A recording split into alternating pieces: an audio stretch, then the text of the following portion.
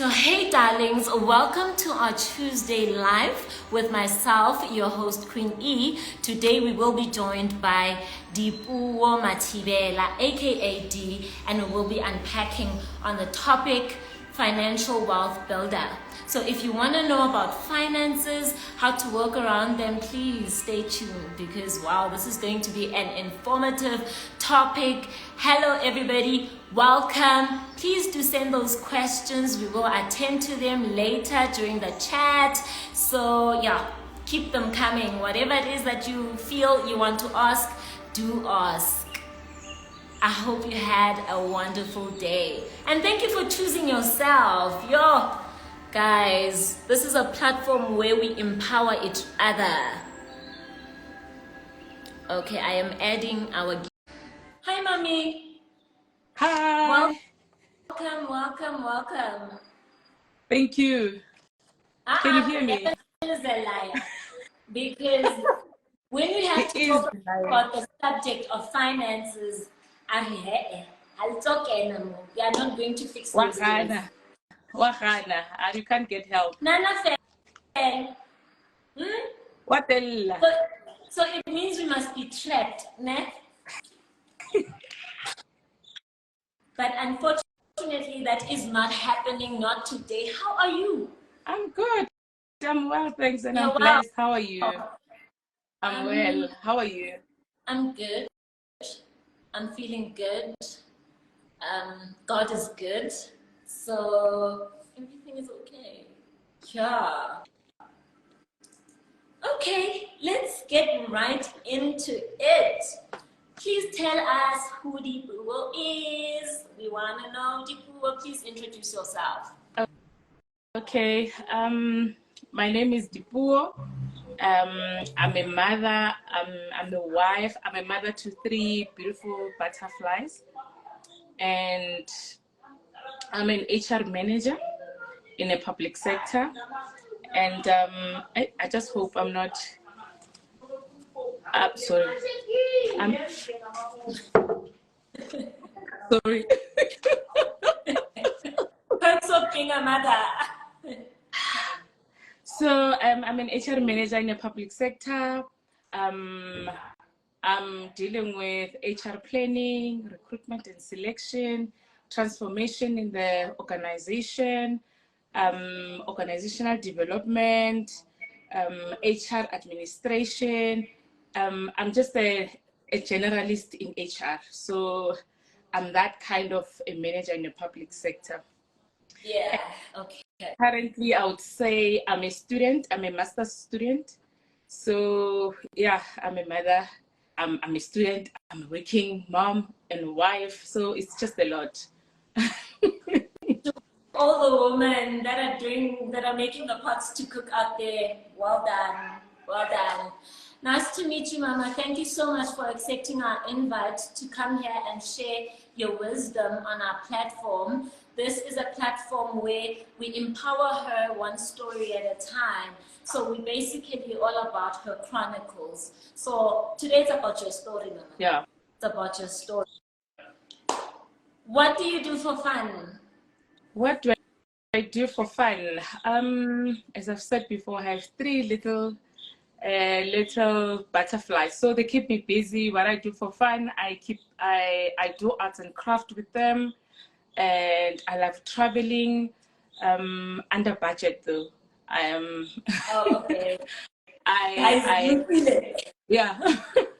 So I love cooking, reading, learning, listening to music, and empowering women or anyone that it's within my circle or that I meet or our road crossed. I could say, for a lack of a better word. So yeah, I inspire, I empower because I believe that I'm empowered, so I can empower. And yeah, man, that's me. Nice. Your favorite color? It's green. Why green? I'm also green. In a green space. Yeah, you can see there's life there next to you. Green for me, it means growth. It means new beginning. It means fertility. It means grow, abundance. And green is one of the calming colors. You can have your own stress, but if you lie down under the tree, just looking at the green color, it's calming on its own. So, and it's one color that every one of us, when you walk out of the door, you see that color, because everywhere we move around, there's trees. The green is there. So it's a color that it's always on your side. Okay. And green is money. If I say to you, if you think about money, the first color that will come to mind, it will be green. Okay. Yeah. All right. Your favorite quote? My favorite quote. I have 3 favorite quotes. One, it says, "Money is a tool. It will take you anywhere you want to, but it will never replace you as a driver."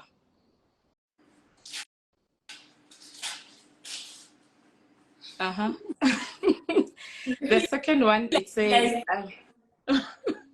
money is a tool. It will take you anywhere you want to. However, it will never replace you as a driver. Secondly, my second favorite quote, it says, "Risk comes from not knowing what you're doing." It's a risk. Not knowing what you're doing, it's a risk. So we thank God for today. Yeah. And the lastly, it will be, "Beware of little expenses. A small leak will sink the great ship." Are these our ice creams, our lunch? Because it's little. Yeah. And thinking you're buying clothes from Mr. P, you're thinking the price is like this. No, it will not sink my budget. It's definitely one of the things that are sinking your budget. So I saw that Lumi was congratulating you on your masters, and thank you. Tibalo is saying love the quotes. So, Mama, I heard you say you're in HR. Yeah. Where does finance come in? Finance, Yana? Sure. Finance is one function that I'm passionate about. Okay. Yes, in my workspace, it is related to it through HR planning. There's budget involved, but however, it was on a personal level where I'm just passionate about personal finances, where I was over indebted at some point and I couldn't breathe. I was depressed. So I then decided to read more, learn more about financial matters. And I realized that the common words or the common or known meaning of maybe your budget or spending, because of it's common. We always see it. It doesn't sink for what budget is actually. Yeah. It becomes complex like that. But if you put it in your own words, it starts to sink in. They meant, or this is what it's supposed to be. You make it more fun. And I think that's how I viewed financial matters. So are you saying that because now you were living from paycheck to paycheck, that's what it took for you to invest in knowing more about finances? Yeah, actually, for me to start to be in this journey, it was a personal encounter where I was living from paycheck to paycheck. I would spend my money before it even touches the bank. I would know this is what I'm going to do, and before my pay date. By the time it goes into my bank account, it's already finished, because already I've planned for. I've spend it, not even planned for it. And I would live from, there's this thing that is called temporary loan. It's easy loan that is just on your phone app. You click on it and you request it and you look at the interest, you think, borrowing 1,000 rands, they're saying they'll deduct 110, it's nothing. You then join in. That thing, it says you're spending money that you have not touched your account, because the minute you get paid, it's out. Exactly. And if you I borrow money from your sisters. Exactly. You borrow money from your sisters, your brothers, your family members, your friends, your colleagues. When you get paid, that money is out. So I was tired of that life. At that point, I was not in control of my finances. Money was controlling me. I could not control my money. Okay. And it should be the other way around. So how did you gain your financial freedom? By being in control of my finances. Share with us. By budgeting for my money, by acknowledging that I am in trouble, and knowing that, acknowledging that I need to do something, because it's depressing. I was living under not healthy environment, because I was stressed out throughout. Yeah. So even a little thing will make me to lose my temper, because now I'm over indebted. The other thing, it was black tax, which everyone or most of us are struggling from it. We think because abazali too, they raised us, we owe them somehow.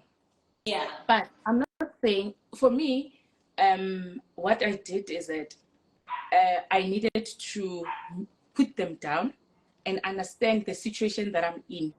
I normally say to my clients, I'll just draw so that you can understand. It's a tree, né? Yeah. Then I'll put a line, and the root of the tree is actually, you see the tree, you only see the outside of it. You don't know the roots, what's happening. So when people borrow money from you, the black tax, they don't actually know what's really happening. Yeah. And they only know what they can see. And what normally people see, we give them a nice picture. No, I'm working, I'm driving a nice car, I'm staying in a nice place, I'm dressing nicely, I'm okay. But mommy, don't you think it's that statement that says don't wear your problems on your face, because now I'm not gonna come looking sloppy because you're thinking. It's not that, but when you need to acknowledge when you have a problem. It's not about your facial appearance. It's about deeper than that. How do you, when I say what people they see, we normally tend to show people that we are okay, we are doing well. So ekaya, if you tell them, if they see that you're doing well and you portray, you give them this image when you're doing well, of course they'll ask you money. Yeah. So because when you are giving them this thing, when you're okay, everything is fine. So I had to acknowledge all those little things and change myself, or look at the situation and try and correct my ways around them to give me peace. So it has helped me. I know it's working because I've done it, and to a point where I had to sit with my mother down and said to her, you know, I am under a I'm lacking the word. Financially, I don't have a healthy financial relationship with my money. So right now, I need you to understand that I can only give you this much only per month. Up until I'm able to breathe and my finances are okay, then I can start increasing your monthly allowance. Okay. Yeah. Now, you say that there are lessons that you had to apply in order to build your wealth, all right? Can you share that with us? The lessons was to accept hore bophelo a se ntwa, because people will say bophelo ke ntwa, bophelo ke sekoloto. Center for sale. No, you shouldn't. No. And no, acknowledge for you have a, you know, the minute you accept for you are not well with your finances, you can feel it, Luena, I'm not doing well with my finances. And if you can't commit to your monthly debit orders, you find for a status keeper the monthly debit orders, you can't have money for the whole month. You are spending your money before it even touches your bank account. When it's month end, you are frustrated because you don't even know where to start. Those are the signs that will tell you there's a problem here. I need help. So basically, you need to be in control of your income. Definitely. So get into the 5 lessons for us. The first lesson, it will be the self-reflection. On self-reflection, you need to have your bank statement. You need to have I'd say 2 highlighters and a calculator. You draw 3 bank statements. You highlight on your expenses, the things. Okay, firstly, you'll highlight your income. There are people that they don't earn only a salary.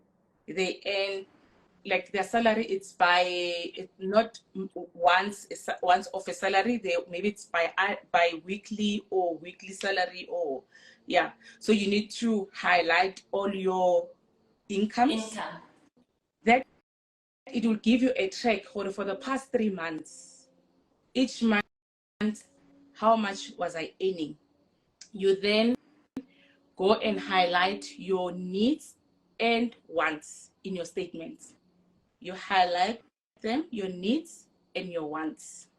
And your needs will be your bond payment, your car payment, your rent, if you're not having a bond, your food, all of those things. And your wants, it will be your clothing item, it will be your dining out. Those are your wants. It's yeah. So you differentiate, like you highlight the 2 with the highlighter, so you're able to see your needs versus your wants. So that will be your first step of reflecting. And sometimes you find people that they drink alcohol. I'm just giving a typical example. You might find you are a person who enjoys drinking alcohol, and Uguti, you have a problem with your finances. I wish Uguti, you must stop drinking because you can't afford. Because if you don't acknowledge, I need this every month, because you're a person who enjoys drinking, it's going to mess up your budget, because you're not being genuine to yourself. You must write it to say, okay, now because I can't live without alcohol, it means I need to budget for it. Because if you don't budget, it means you buy over what you can afford. Ladies, we like to do our hair, we like to do our nails, our lashes. If it's something that you can't live without, it should be in your budget. Every month, you must put it there so that you acknowledge this one, I'm budgeting for it. You need to know where it comes from. Yeah. So, yeah. Do you think we're scared of budgeting because we already know what our True. And you don't want to face it. You're not being honest with yourself. That's what. So now I understand why the minute we hear finances, we go, because we already know what we know. We know the truth, right? It's a language that not everyone is comfortable around. It's a language that when you start talking about it, people are like, I relax, sharp. We know what we are doing. Because they don't want to tap into that area. It's a very sensitive area. You know, people, they can tell you their age, where they stay and whatnot, but they'll never tell you about their finances. True. It becomes a taboo topic. It's almost like, why do you want to know about my finances? It's like finance is a secret. Yeah. We just need to see the lifestyle and assume that this is the bracket that you fall under, basically. Mm-hmm. And why do we even have to bracket each other? Just live your life. That's how it is. That's how it is. Status. Okay, number 2. I think you've tapped into it a little bit, but yeah, let's go number 2. The number 2 is different types of spending habits. Okay. You'll find people that are emotional spenders. Emotional spenders are people that you might find that they're spending their money every single day of their life. It doesn't matter how small. They buy airtime, or they just find comfort in buying. Some of them, it's emotional spenders are people that when they're depressed, they feel like, let me go and buy myself something, then I'll feel better. When they're grieving, they go and buy something. Those are your emotional spenders. They call it retail therapy, but what they? They justify it. You see, it's a nice word, and it's not a retail therapy. You are an emotional spender, and that it's deeper than the problem that I would help you to solve, because it means you need a therapy so that you can speak out, you can talk about your emotions. It's deeper than me trying to help you. I can help you, but remember, it's deeper than that. The minute you become depressed, you fall back to spending. So you really need help, professional help in terms of your counselor or your psychologist, to speak to someone, because it's now deeper.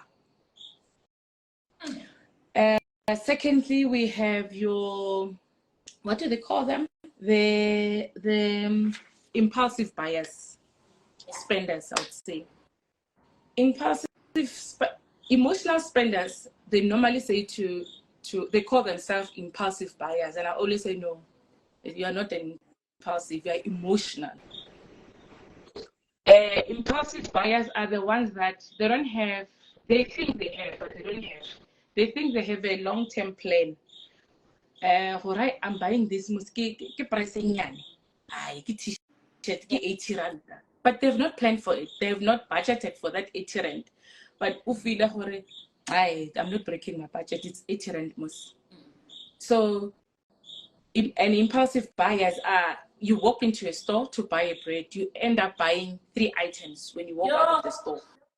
When you're at the till, you see a chocolate and let me taste this one. You put it in and they pay for it. Mm-hmm. So those are your impulsive buyers. They don't think.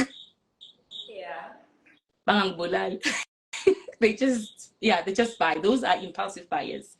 Mm-hmm. And then you have passive buyers. There are people that they don't just pay. There are people like us that negotiate even where they're not supposed to. Or you buy something like, hi, Mara, sure this thing 150. I never 100 rand. You see, we think before we because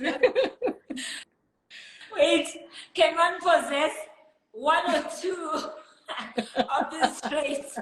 Because I feel like there are people I can see already with 2 and more of these traits, because wow, you know what, man? Actually, when if you send my husband to the shop to bring bread, he's bringing the store back. Like, exactly.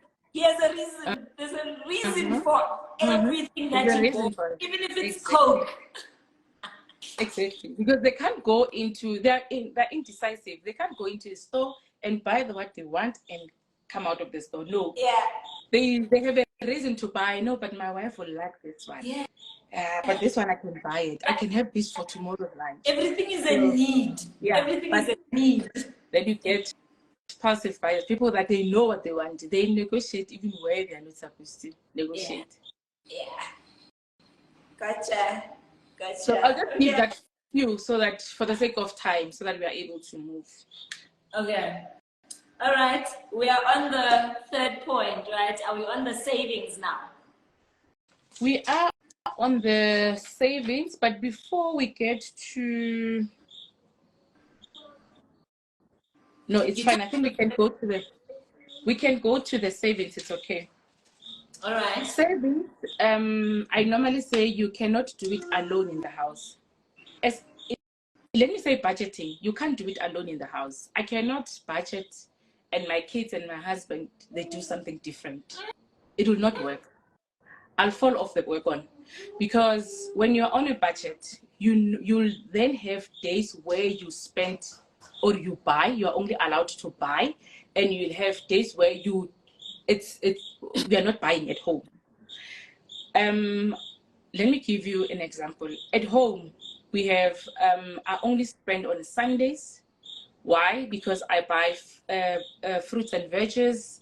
I put petrol and I buy bread. I know that it will sustain me until it will last 2 days. Maybe I should go to the shops. I might go to the shops on Tuesday or Wednesday to go and buy bread. Only bread now. And I will then go up again to the shops on Friday. So any day in between, I cannot go and buy. And at home, they know that we don't buy on Tuesdays. We don't buy on Wednesdays. We don't buy on Thursday. You instill that so that you are able to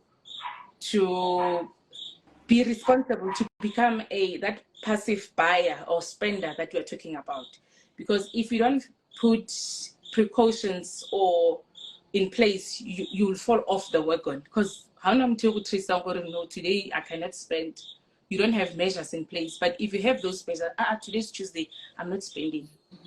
So it's that. And the other one, it will be to a point where I'll give you a joke about saving. Or I normally say to my kids, when I give you 20 rand, you can't spend all 20 rand. You need to put your 5 rand away and spend 15 rand. We then went to church. We offered our 20 rand, and my little one remembered for a year. I didn't take out the 5 rand. I miss a little kereke. And she was like, no, I need my change. I need my 5 rand because I gave 20 rand and I did not save. Yes, that's how you are instilling it. You see? So with savings, you don't earn money and then you spend, you then think of saving after. What are you going to save? Nothing.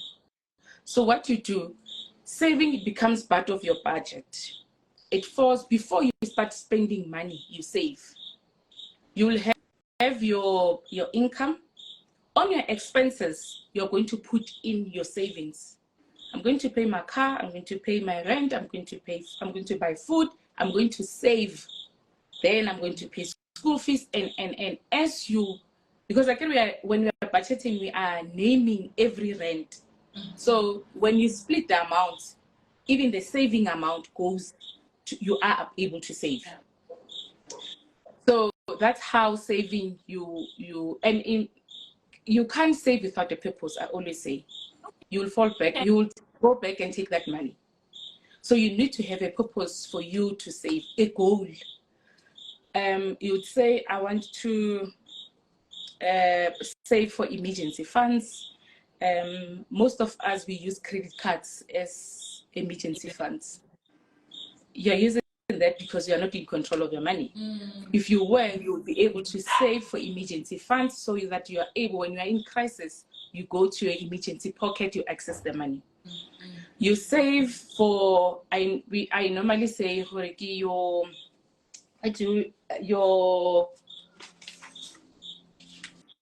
thinking saving. Your thinking saving is where you name your savings to say, I'm going to save for our anniversary, for our vacation, for birthday parties, for Christmas, because you find Christmas, it doesn't change. It comes every year. Yeah. But high fika, it comes as a surprise. So you're going to get about that Christmas. Oh, I have to buy food. I have to travel to Emakaya. But you knew what Christmas is coming and you spend more. Budget, save for it. So that when it comes, you have a budget. You know, okay, I would need 5,000 rand for me to buy clothes for the kids and food and traveling to go to Emakai. You need to save for it. It will not come as a surprise. And the other thing is that saving, then you are going to save with the purpose on it. To say, I'm saving for a new furniture, I'm going to save, and we make it fun. I'll show you how to. Okay, I'll show you something like this. I'm hoping you're able to see. Yeah, can see it. You see, it's a saving for 10,000 rand. Yeah? Yeah. So every time when you save the 100 rand, you then highlight it. So this thing, it gives you that assurance that, amen, I'm halfway through. It becomes a nicer part of, yeah, it becomes an activity. So it's very nice when it's fulfilling because you're able to see that now I'm halfway through. Now I'm almost there. It gives you hope. Yeah. So I also have one for the kids where you'll have your jar. Can you see? Ah, nice. Yeah, so then you name the hearts. Maybe your hearts will be 5 rand. So every heart that when you put in the 5 rand in your jar, you then highlight in it. And this, if you're a first-time saver and you're saving at the bank, normally it's not fulfilling because you don't see your money growing. But if you see it when you save like this, it shows you that, it gives you that fulfilling feeling that, no, I'm halfway through my target. Now I'm see where I'm going. It gives you that fulfillment. So you need that as you do the saving. You need that assurance that it's growing. And also you do have your automated savings that they can go through your app that you just download it and they are tax-free. And it goes through every month. Okay, every day it deducts a certain amount, but you set it that I want it to deduct maybe 5 rand or 10 rand or load shedding because they make it fun. So, or when it's too hot in my area, something like that. So when it's too hot, it says, send an alert message that it's too hot. It's over 30 degrees. We are going to deduct 40 rand today. So it's nice. And even when you don't have any money in your account, it calculates at the back. By the time there's money in your account, it then debits all the money. But you are saving. That's the bottom line. Yeah. We call it Stash app. That's nice. Yes, I know the Stash app. Yeah. Okay, I've got a question. Okay. So how many savings should one have, Let's say now you are a person that is saving well. How many savings should you say you should be having? Emergency, for my luxuries, those birthdays, outings, and for, it's not a one size fits all. We can get paid on the same day. We can get the same salary, but finances, it's not a one size fits all. It's personalized. What my needs are not your needs. So it will depend with what I have or what I need. We then work around it. We help you work around it. Yeah. So one can have one if that's according to their needs, it's sufficient. Mm-hmm. One can have more depending on the goal that you want. And it does not matter how much you save. No, every single rent counts. Because literally 1 rand, it counts. Goes a long way. Okay. Yeah, good. Yeah, good. And I think you did touch a little bit on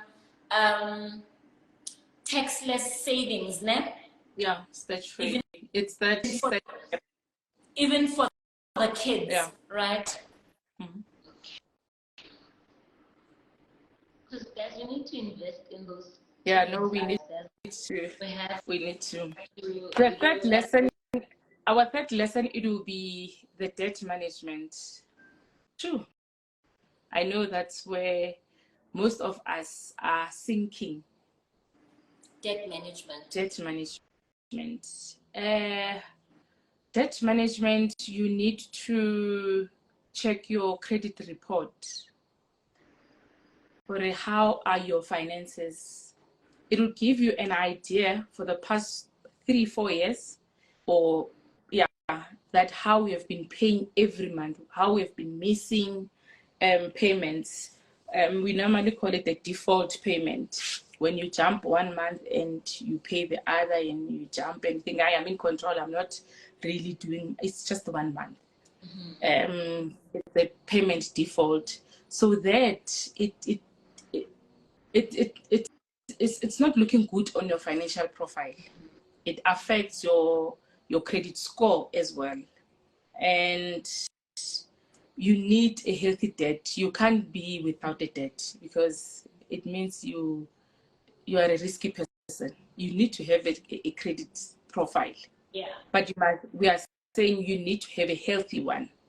So we offer the debt tracker where we list all your debts. So before we go there, you mentioned that there's a healthy debt, then I guess there's unhealthy debt. Break down for us what healthy debt looks like and what unhealthy debt looks like.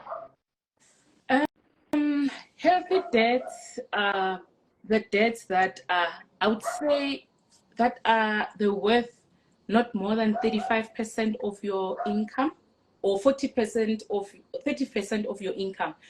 Because the other 20 or 30%, it will be your expenses where you're going to buy food, school fees, and all of those things. And but let me say 60% it should be your debt, but it's extreme because you would not breathe at some point if you exceed the 50%. So I normally say keep it at 40, at 50% of your income, so you're able to manage and you're able to breathe and save. That's a healthy debt. And being able to commit to your monthly debt payment, it means you are having a healthy debt. Not having a healthy debt is where you are over indebted. You live from hand to mouth. Once you get the money, you already, it has to go somewhere. You're missing payments, and that's not healthy. You have too much defaults or judgments on your name. So where even some people, they will say you are blacklisted at some point, though it's there's no such thing, but I think we'll touch on it. Hey, you're gonna give people hope in other areas. We're not saying go make debt, guys, because there's no black. But people need to know their for you to know that you are having a healthy debt, you must also check your credit score. Your credit score will tell you that you are healthy or you're not healthy because they've been categorized. Also, I saw with my bank that you mentioned the debt tracker, where you can go on the app that you have and you can actually track your spending and you can see whether it's good or it's not. So I think also if people can use that, it will always monitor your finances based on how you spend, how you're swiping that card. It will mention whether you're in good standing or not. So I think when you mention debt tracker, that's what you're referring to. I don't know if there's another way to do it. You need to do it manually, as there are other things that you are paying cash and that they are not a need, they are wants. And sometimes you might find there are things that you can cut off. Okay. So we're still under debt management, and you mentioned that blacklisting is something that is not there. Can we divulge into that? Because now we are living in an era whereby we hear the talks of debt review, debt consolidation. There's so much that is happening around debt, and you find people making decisions not knowing why they are getting into those decisions. So can you just elaborate a little bit for us what debt review means, debt consolidation means, blacklisting, and Okay. And how there's no such thing. Okay. There's no such thing as blacklisting or blacklisted. There's not a black page where they're writing people there or you are on the blacklist. There's no such thing. I think it's a term that creditors they use for you to easily understand what they mean, just to say, we can't give you this credit, or we can't borrow you this money. Normally when people they get told you are blacklisted, lose hope, it means I can't get debt and it's okay, and they continue doing what they're doing. You need to ask for your credit profile, or why are you not giving me this debt? You will find where there are judgments against your name. You might find where they are defaults against your name. It says to the creditor might not, maybe a creditor A might say, I can't give you this debt because you are blacklisted, meaning in his language or in her language, the creditor's language, it's saying this one is a risky. We cannot, because there's so many defaults on their name, we cannot borrow their money. But you go to creditor B but you have been paying some of your payments, so I can borrow you but this much. So when they say you are blacklisted, you need to go and check what really make you to be a red flag, or why was Is it because I have too much judgments on my name, against my name, or that? So you need to know deeper than just them saying you are blacklisted. So a debt consolidation or debt review, you can't get debt, you can't be borrowed money, or you can't borrow money when you are under debt review.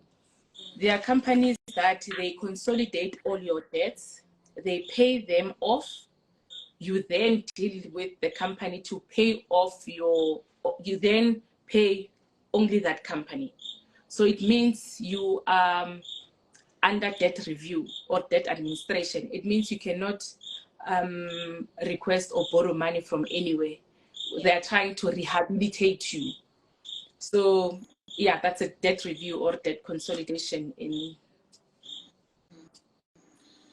So how does one get to a point where they manage their debt so that they don't even get to that point? It's by using a debt tracker and doing budgeting, because it will tell you that you are about to live beyond your means, or you are not living beyond your means. You would know, because when you budget, you know where your money. I always say, when you budget, you name every little rent or every rent that you are getting, you are naming it. So you need to have your income, you need to have your expenses and the remaining amount. So if when you do your income and expenses, you don't have a remaining amount, you know you're in trouble. You should know you're in trouble.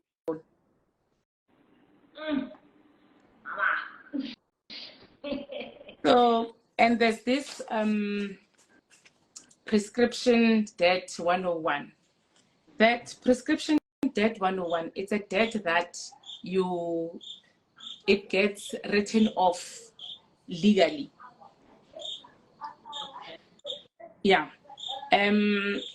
A prescribed debt, let's say you have borrowed money to a certain bank, and for the past 3 years, you have not paid the account, or the account it was not active, and you have not acknowledged the debt in the past 3 years, and you have not been summoned, you are able to request for that payment, for that debt to be written off, because there was no activity on that debt. Legally, so in South Africa, you are able to write it off. Even if I requested it? Yeah, you can request it. Again, we are here. Tina, we capacitate you on how to do it. You can do it for yourself. You don't need a middleman to do it. You can. So where do I go to do it? I go to where I got that debt, and that's where I get to negotiate it. When you draw your profile, it will say you owe Mr. X. Name? You wait for the 3s. Remember, Mr. X, for it to be cleared out against your name, there must be sufficient proof to say Mr. X has not made any actions to get hold of you. You need to have that. They must prove what they have not attempted to. So when there's that proof, you are able to say to them, you write them a letter. It is an act to it. We write it to them. We say to them, there was no activity on this debt for the past 3 years. So in terms of the prescribed debt 101, we request that you write it off, this debt. Yeah. Sure. Okay. Of course, they would not agree. Of course, they will not agree by the first attempt. When they don't agree, you then request them to give you a proof to say they've attempted to get hold of you. And did you receive the summons? Did you accept that you do owe them, but you don't get money now, or you don't have money now, you're going to pay them later? Or they must prove that you have been in contact with them. But if they can't prove it, they will have to cancel it. Wow. Sure. That's deep. And I think point number 5 is investments, right? Yeah, it's investments. Investments also, it's not a one size fits all. My investment interest might not be the same as yours. And it depends on what your interests are or on. So some people, they want to buy shares. Some people, they want to buy properties. We believe in different investments. So it depends on the person. So I would advise you on your interest. I don't know if you hear what I'm saying. Even though it's like a bank will communicate with you the way that you're communicating with them. If you're not buying your share, maybe through your bank, they'll never communicate with you, get the shares. But because I have shares on my app or with the bank, they communicate with me, get the shares. When there's a recommendation, when there's a company that their shares are affordable, they send me a link. Already, hits up, please check Avenge Group. They're selling shares that are below market, go and buy. We recommend that you buy. But if you're not doing that, they will not communicate with you because it's not your language with them. What you seek is seeking you. So if you don't seek it, it will not seek you. It's Matthew 7:7. Ask and you shall find. Yeah. Okay. All right. So, but you have different shares. I think when we spoke before earlier, you told me that you're interested in buying shares.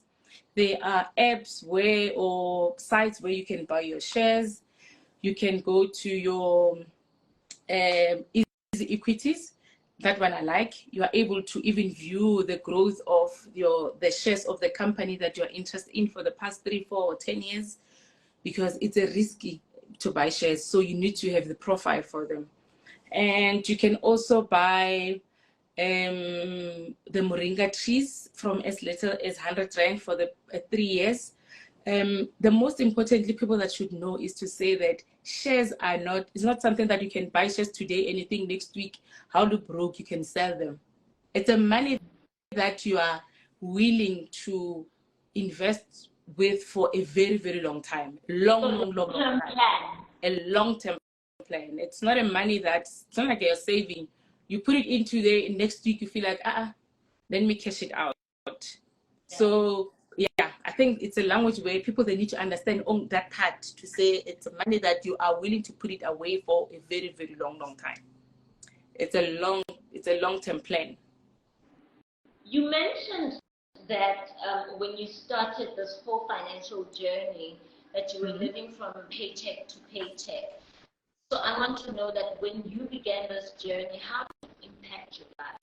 What difference did you see? How did it impact your life? It has impacted my life in a way that if you invite me, I'll give you a typical example. If you invite me today on a Thursday and you're like, yo, D, I'm having a party on Saturday, can you please come? I have not budgeted for it. I will not come. I'm not an afterthought. I know my worth. Because yeah, I know my worth. So I would not jump in. I'm like, oh, Mbali But invited me. you are not a visitor in your life. No, in my life, no, I would not come. So I budget for my month. If you invite me on time, I'll put you on my budget. I'll know I'll have to use the petrol, and I would get you a gift before I come.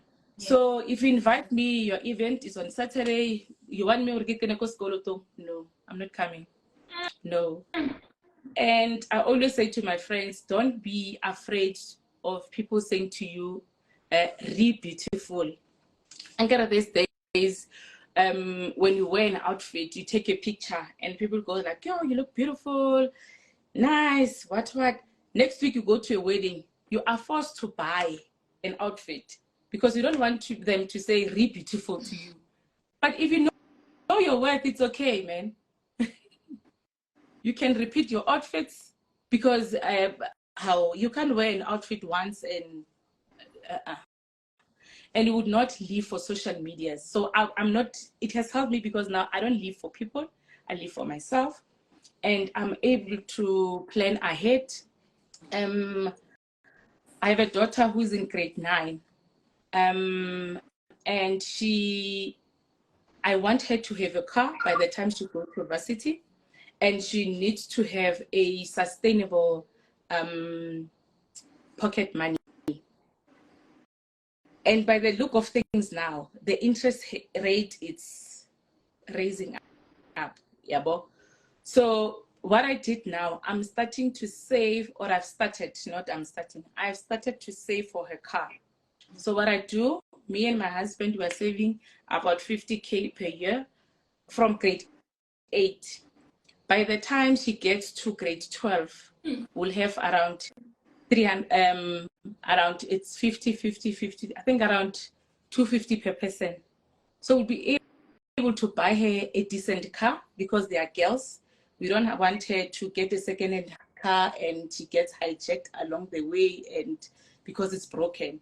So we'll be able to buy her a nice car, and she'll have also a sustainable income for the past 2-3 years that she'll be in university without us having to tap into or add her on our expenses. So I'm now planning ahead. I'm not planting now for now. I'm able to plant now for the future. So it's where I am right now in terms of this journey. So in terms of your finances, how long did it take to get them sorted, and how has that liberated your finances in general? Just your finances at home.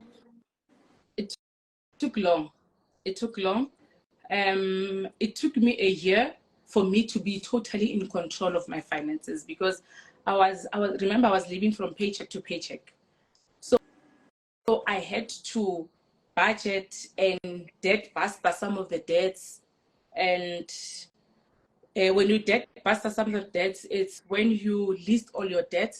Sometimes let me say, I always say, when you debt bust your debts, sometimes you want to bust them according to the interest rate. You might find I have credit card, I have retail account, I have maybe 2 of them, and which one has the most higher interest rate? You start by busting it first. Then but busting this one, it's not, we're not saying you should stop paying the other ones every month. You still continue paying, but every cent that you get, you must put it here. It means discipline. No, I can't just buy. I don't afford. I'm over. When people buy lunches at work, I was at the point where I would bring my lunchbox on paydays because I know I'm dealing with something. But so yeah, that's how I was able. It took time, and a lot of sacrifice. Yeah, and commitment as well. Being honest with yourself, be committed, and be honest. And once you are in control of it, you are able to even plan ahead, and you now start to see, oh, I'm planting a tree now, but it's not for me to sit under it. It's for my kids or my grandchildren to sit under that tree. So that's how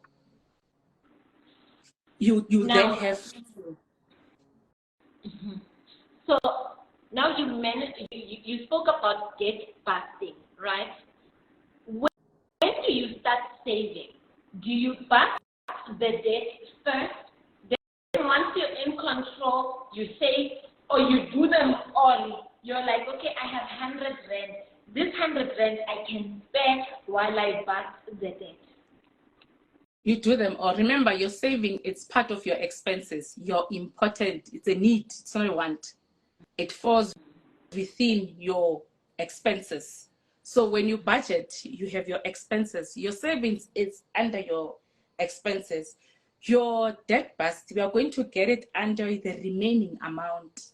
We then say, are we debt busting according to the interest rate or the smallest amount to the highest amount? But we help. We are here. I'm your girl to help you how to do it. Because I know when you are there, you won't be able to see. It's just blurry. She said, your girl. Okay, I just want to see a few comments here. Umonde says that helped me a lot, helped me stick to financial goals.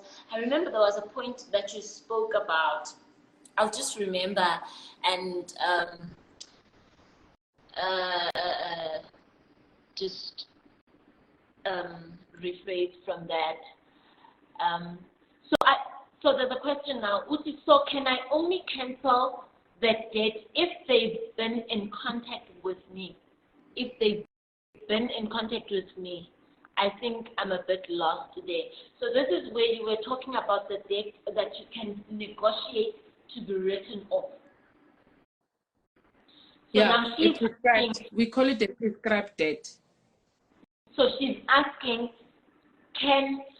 so I can only cancel the debt if they've been in contact with me. If they haven't. If they haven't, you've never had contact with them, they have no proof of anything, there's no relationship between you and them, then you can say, yeah. For the past 3 years, if it was not active, for the past 3 years, they haven't contacted you, they have not, then you can. You can negotiate it, and you can do it yourself. We are here. We equip you how to do it yourself. I don't believe in a middleman. I don't believe in financial advisors, people that will come in and say, I'm a financial advisor, I'll save your money for you. No, you are able to do that on your own. We equip you, you then know how to do it on your own. Okay, I see people are saying paying for birthday lunches, no thanks. No, not being official, please. Not for yourself, that's Kani. Plan ahead, love this, that's Lumi. Monde says it's very important to know yourself and what you want out of life. Saving is a need, that's from Coach, I love that. But I want to ask you a question. What is the importance of can I ask you first? Oh. Can I ask you first? How much did you earn last year? Your income for the past year. Do you know your income for the past year? The money that went through your account or your hands only last year. Next past year. 3 months? Yeah, the past 3 months? I know. For the past 3 months? Yeah. Okay, and the expenses to it for the past 3 months? So you should be able to know for the past 12 months, how much did I get? And the expenses for the past 12 months and the remaining amount that you did have access to, that you had to redirect. Yeah, because you are journaling it. Because when you write it down, it will be by heart. Because when you journal, that's where the journaling is important. Yes, we are learning. Thank you so much. I need to be equipped about canceling this debt. That's by Lumi. I have a question. Okay. What is the importance of having a financial advisor? And where do people get financial advisors? Do we pay for them? Can we get free advice? Because sometimes when you're in debt, but how do I pay for a financial advisor? Hey, you want people to kill me, ne? Financial advisors are not for free. Okay. Financial advisors, you pay for them. Financial advisors, they're selling their products. They're not equipping you. They're doing what you're supposed to do. They're doing it for you. So they'll give you this thick document, and they'll tell you that they know you won't go through that document. You might find in the fine print in one of those pages, they'll say, whatever amount that you are saving it for you, we're entitled to 32% of it. And you don't know. When are you thinking, what I have invested? Yeah. So you can do it by whatever that financial advisors are doing, you are able to do it by yourself. You don't need them to do it. Yeah. So basically, having a financial advisor is almost like saying, I'm lazy to go through my finances on my own, so I need someone to help me actually be involved in my finances. Yeah, but if you're equipped, you don't need that person because you know what to do, where, and how. Yes. So you don't need, it's not a function that it's a must that you must outsource it. It's a function that you can be equipped and you are able to execute it. So you don't really need to go and outsource that function. It's for, I don't want to say it's for lazy people. It's for people that if you don't know, actually, let me put it that way. If you don't know, you will then outsource that function. But it's a function that you are able to get empowered on or equipped on, and you're able to execute it effectively so. Okay. That's a lot. Tell me, let me see. We are learning indeed. I also don't pay attention to my expenses. I think a lot of us are guilty of that. Yeah. But I think at the back of our heads, we know why we're not doing that. So very important, eye-opening. I think today we are going to be drawing our bank statements. You said we must have how many? 3 of them? 3 bank statements, yeah. 3 months, bank statement. 3 months bank statement. Then that's where you reflect. So this exercise is done every month? Yeah.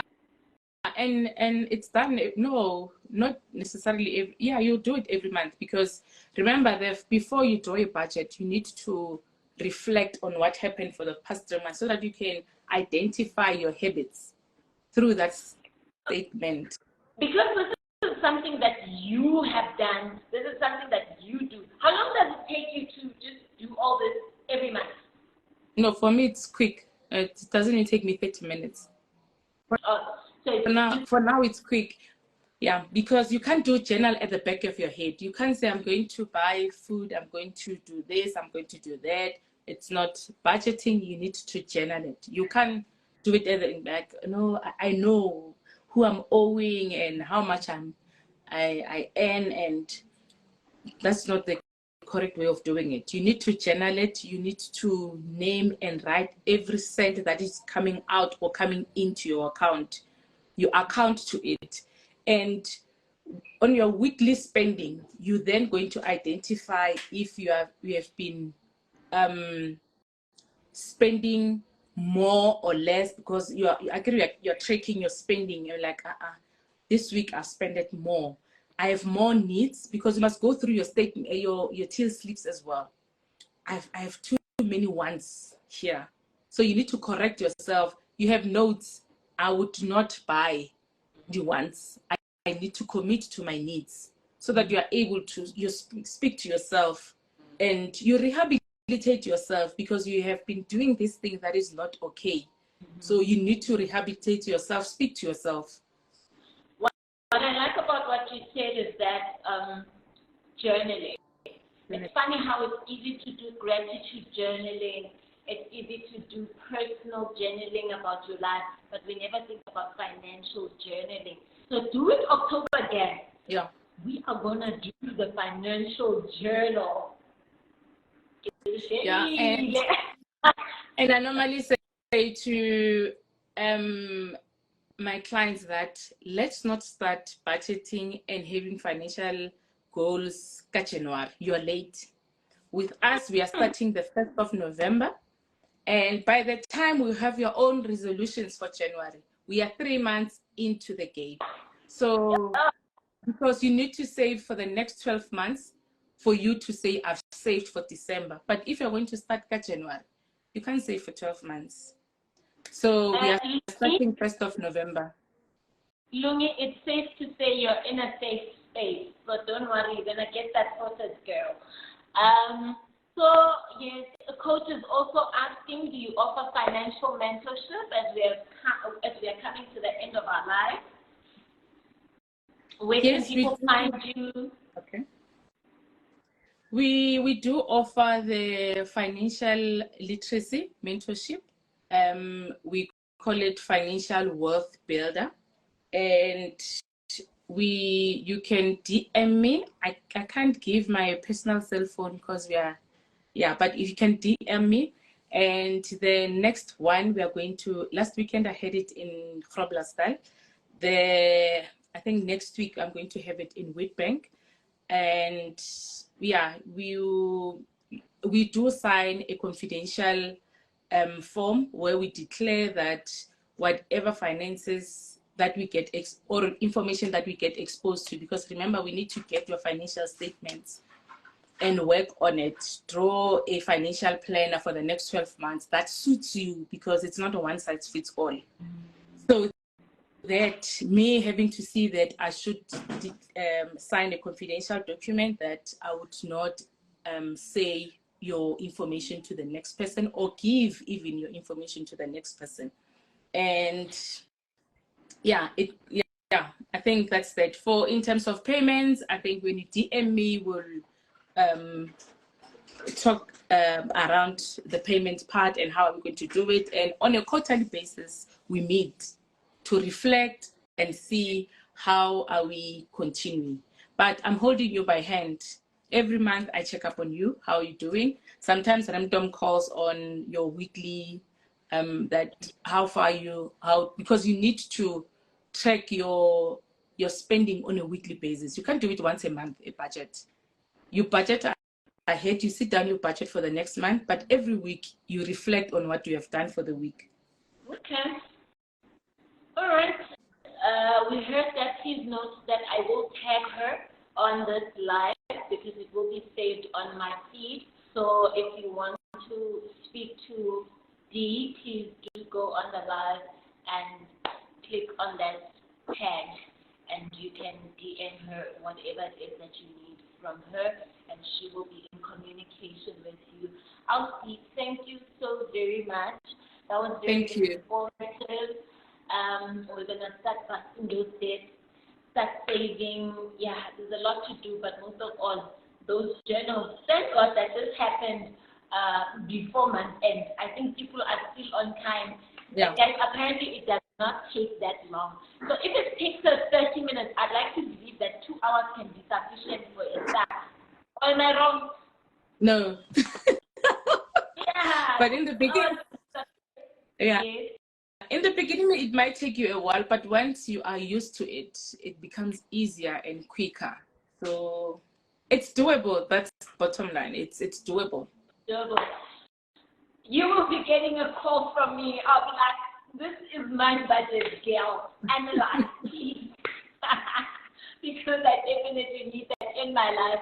I see Yumi says, this life was really for me. Thank you so much, ladies. Thank you so much. We're definitely going to pay attention to our debt. We're going to pay attention to our finances, and we will know our finances the way we can spell money. And save. And save. Saving all the way. All right. Especially if you like Thank you.